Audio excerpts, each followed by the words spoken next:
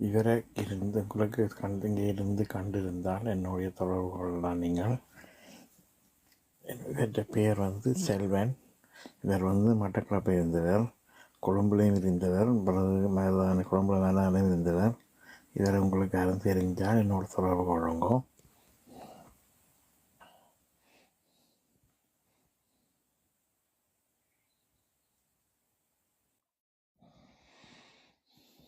இவரை பற்றி உங்களுக்கு தெரிஞ்சிருந்தால் என்னோட கதைக்கு வரலாம். நீங்கள் ஒரு இப்போ 8:48 உங்களுக்கு